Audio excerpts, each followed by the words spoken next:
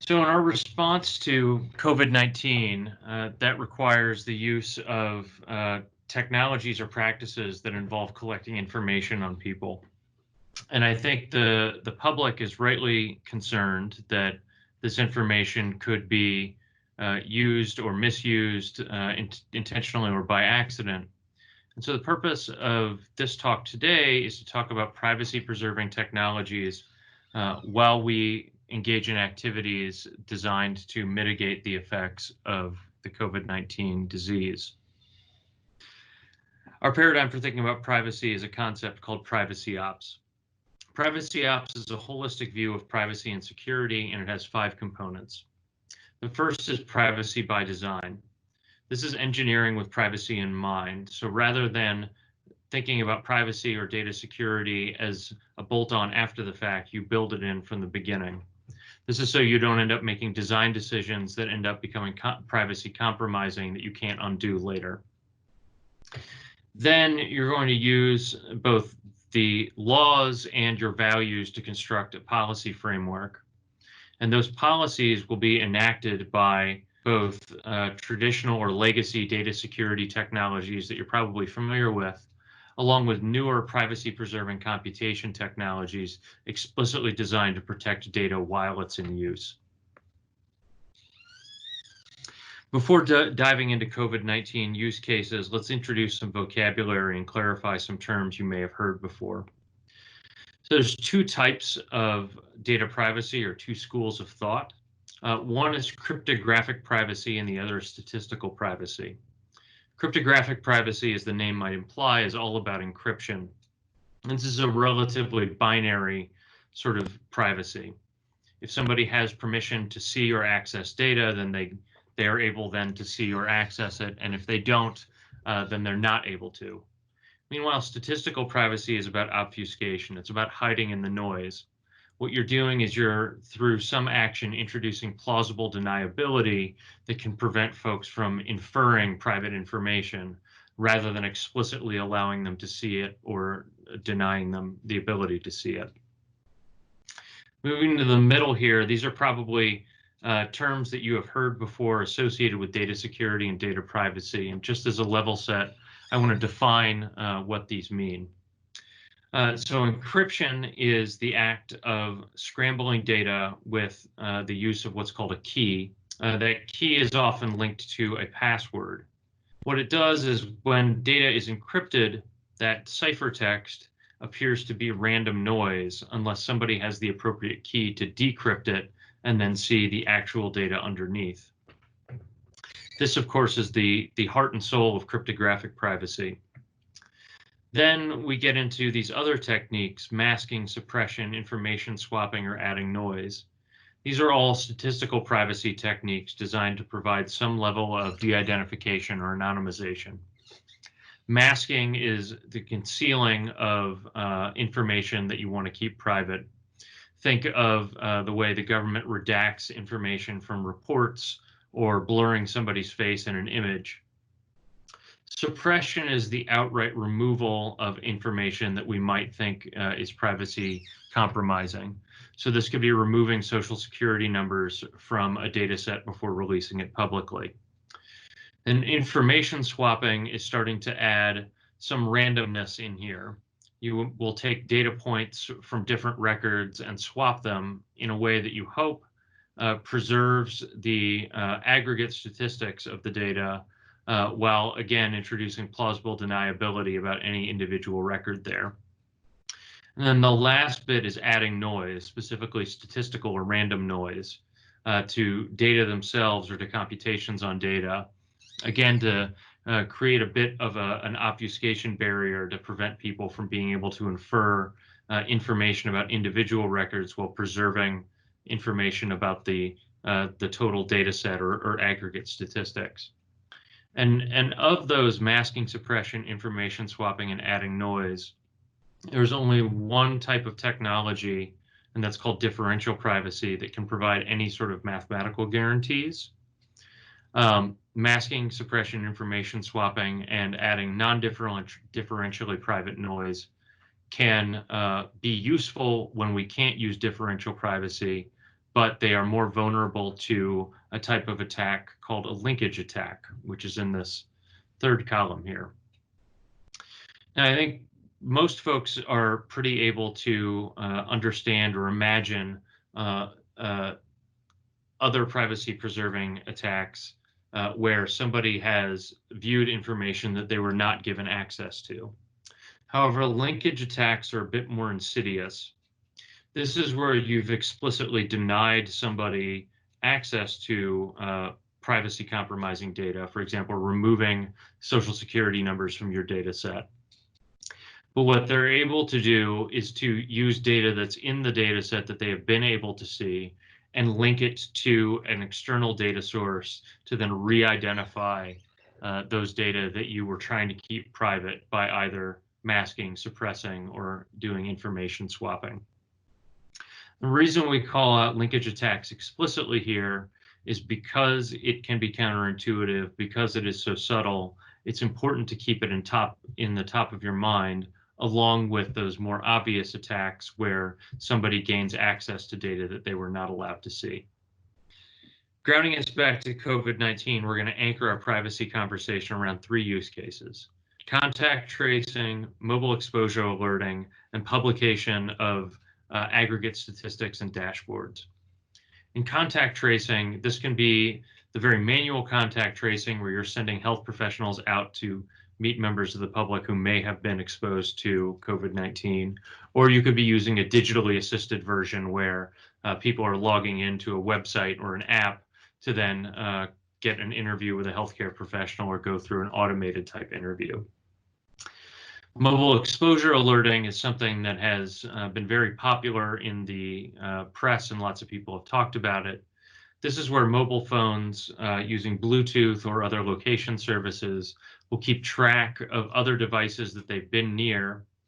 And if the owner of a phone has been close to a person who has later been diagnosed with COVID-19, they may get a alert on their own phone notifying them that they should contact a healthcare professional. And this last use case involves the collection of aggregate statistics on anything from where people have been diagnosed to where they might be moving or any other health information, and publishing it for either internal or external consumption so that people can understand what the disease is doing and how it might be moving through the population. So starting with contact tracing, this diagram here on the right is a bit of an architecture about how data might be generated and flowed through a system. And it's sort of a hub and spoke type interaction.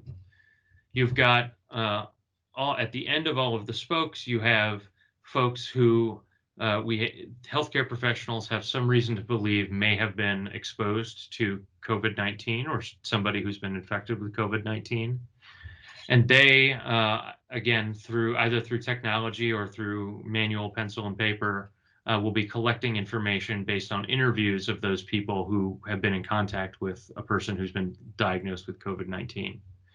That information then is going to be sent back to a central location where it will be stored for later use downstream and possibly monitoring those folks to see if they develop symptoms.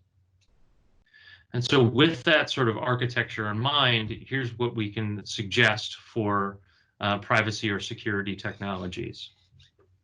First, if you consider PII, personally identifiable information, names, addresses, social security numbers, etc., one is store that separately from other information that you may have collected and used randomized identifiers with that additional medical information that you collected.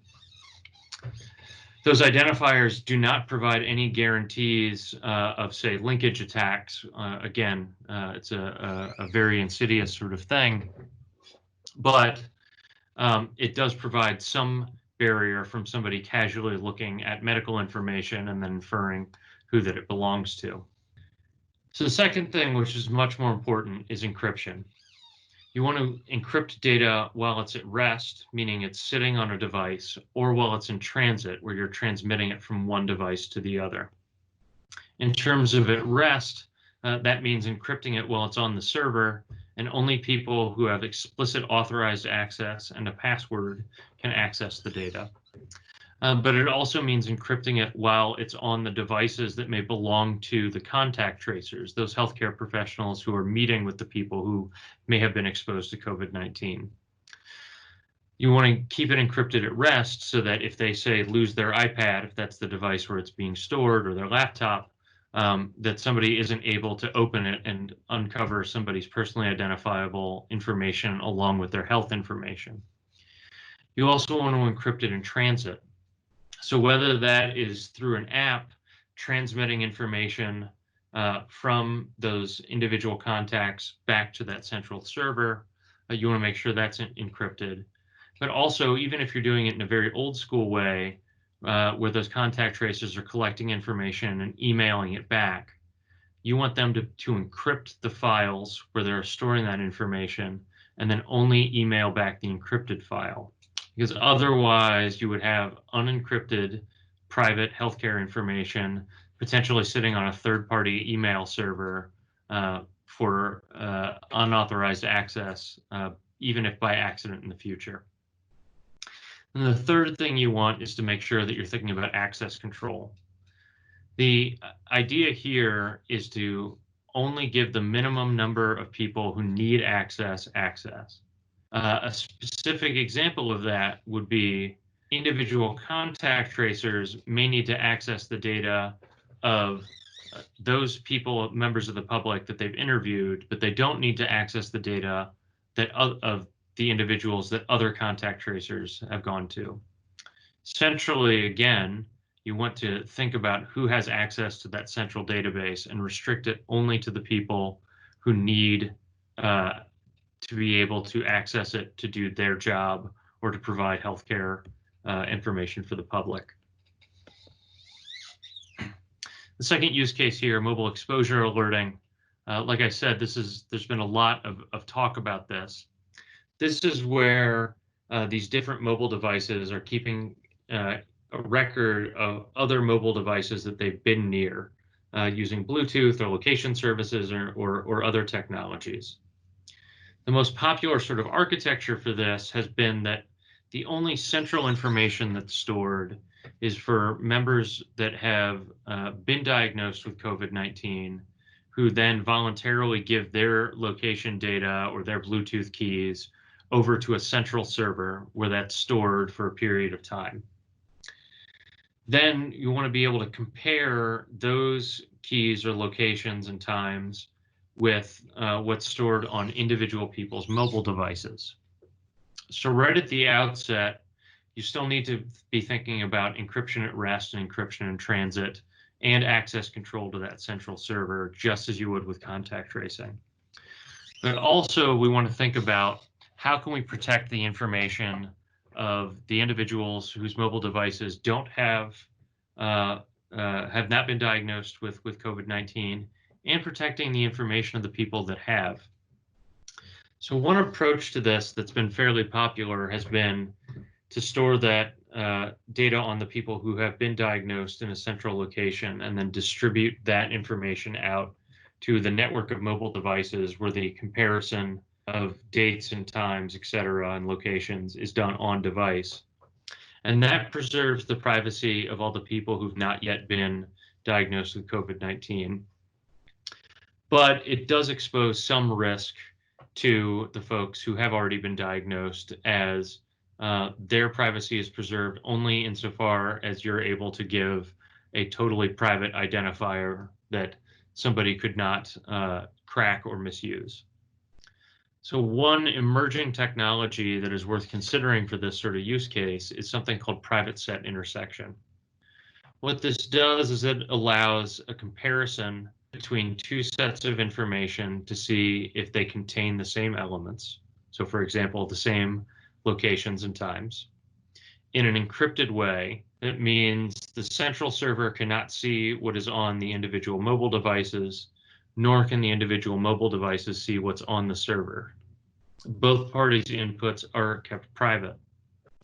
This does add overhead in terms of computation and networking, so it limits the amount of data that can be compared. And it's also a new emerging technology. And so there's some controversy around whether or not this technology really truly is ready for prime time. But it is certainly worth considering for this type of use case. The last one is statistical analyses and dashboards. So you've collected all of this information on people who may or may not have been diagnosed with COVID-19, assuming you're collecting that information for legitimate health purposes. But then, part of fighting this disease is to do additional studies with that information to see if we can understand how the disease behaves so that maybe we can help prevent it or mitigate its effects. You also might want to publish that information in terms of dashboards, both to the public or to other governmental or health agencies so that they have good information and can make good health-related decisions. The problem, again, that we need to think about is linkage attacks. Is there information that would be shared with those researchers that could allow them to wittingly or unwittingly compromise somebody's privacy? And if you're publishing things in terms of dashboards out to the public, might that information then be able to be linked to other sources? So for example, if you're publishing high fidelity location data, somebody might be able to infer, particularly in sparsely populated areas, who may or may not have been diagnosed with COVID-19. So this is where statistical privacy techniques come into play. Things like differential privacy or using synthetic data instead of real people's data that preserves the underlying statistical properties can help provide an additional layer of privacy for those folks whose data is included in those dashboards or included for those additional medical studies.